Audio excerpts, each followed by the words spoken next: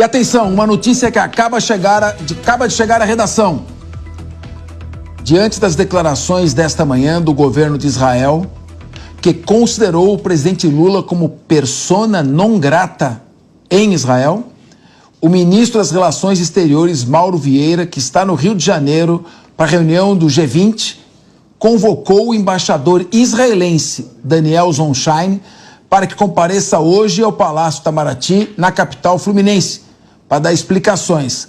Além disso, o governo federal chamou de volta o embaixador brasileiro que está em Tel Aviv, Frederico Meyer, que embarca amanhã para o Brasil. Explica para nós isso, estamos a um passo de romper relações diplomáticas com Israel?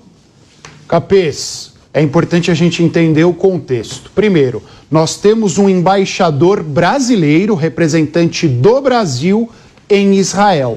Da mesma forma que Israel tem um embaixador aqui, portanto, um representante israelense que os representa no Brasil.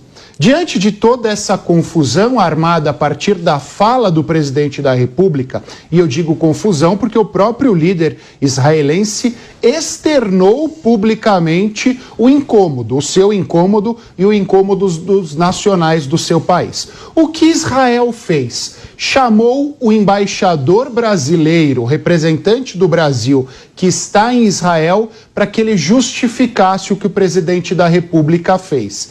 Neste meio tempo, antes que o embaixador brasileiro prestasse contas a Israel, o governo brasileiro pediu para que ele voltasse ao Brasil, para que ele conversasse com o nosso Ministério das Relações Exteriores, antes que ele apresentasse a justificativa do governo brasileiro ao governo israelense.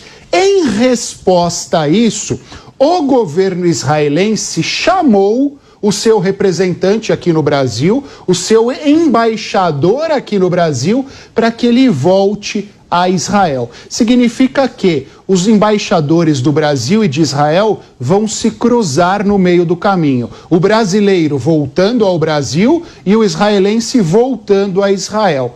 O simples fato deles serem chamados de volta aos seus países, por si só, não demonstra nenhum problema. Contudo, quando nós lembramos as circunstâncias nas quais estamos envolvidos, e quando nós lembramos que chamar o embaixador de volta para o seu país, em termos de simbologia de relações internacionais, é uma demonstração do país, ou para o país onde ele está, que nós não mais concordamos com algum aspecto ou com alguns dos aspectos feitos por aquele país em relação a nós. Significa que Israel já perguntou ao governo brasileiro o que está acontecendo e o governo brasileiro, ao invés de justificar diretamente, chama o nosso embaixador como uma forma de represália ao governo israelense. Pergunta Leandro Ferreira. Cássio, pergunta rápida. Essa história de declarar persona não grata é algo que um ministro como o de Israel pode fazer assim unilateralmente? Vale?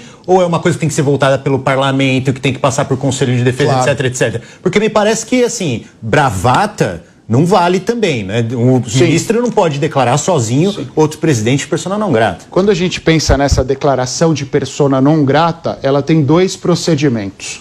Um procedimento estabelecido em tratados significa que, para a Organização das Nações Unidas e para a convivência bilateral ou multilateral dos países, aliás, há a necessidade desta declaração e, obviamente, que sejam superados determinados procedimentos. Contudo, a gente precisa lembrar que Israel vive uma excepcionalidade. Israel vive um declarado estado de guerra. E quando há um estado de guerra declarado, determinados direitos e determinadas formalidades são superadas. Por isso que, neste momento, há a possibilidade do ministro das Relações Exteriores declarar. E é muito importante não confundirmos o povo judeu e a população de Israel com o governo de Benjamin Netanyahu, que nesse momento é muito questionado e se encontra Israel em aliança com a extrema-direita. Ele é polêmico, dentro de Israel há muita oposição.